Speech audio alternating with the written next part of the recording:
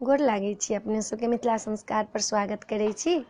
एकटा समदान दै छी से सुनू। आरे चंदन जे रोपलौं शीतल हवा तै शीतल हवा बहतै धिया पोसी किछु नहि भेल। आरे के ये धिया लाए बसिया जोगएतै बसिया जोगएतै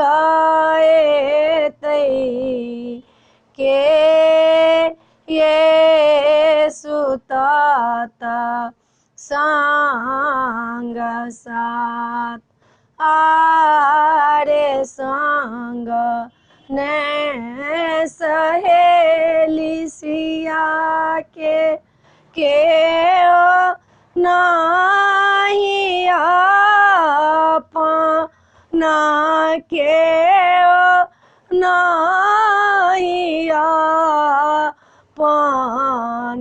छाने छाने उठती चेहाय।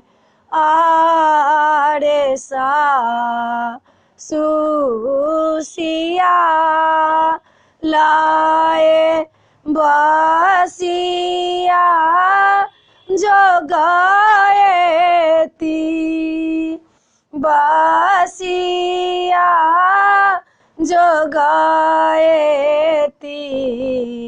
स्वामी सुतत संग साथ आरे ननद के संग सिया खेलथिन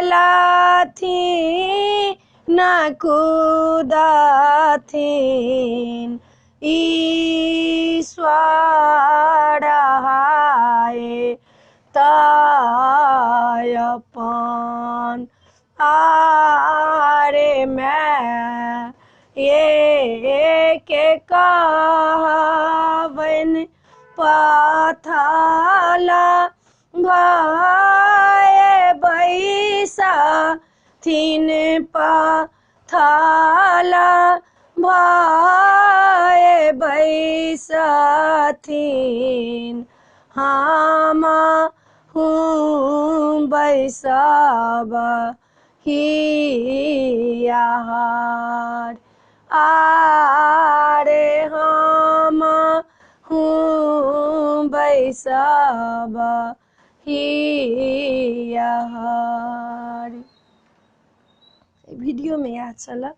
अपने सबके समदान नीक लागत तो चैनल के सब्सक्राइब करऽ नहीं बिसरबै, जरूर सब्सक्राइब करबै, जरूर लाइक करबै, कहबो करबै जरूर। समदान गबै छी तऽ अपन जीवन लोक के याद पड़ि जाइ छै, कना जाइ छै, एहन शब्द सब होइ छै। जय मिथिला, जय माता जी।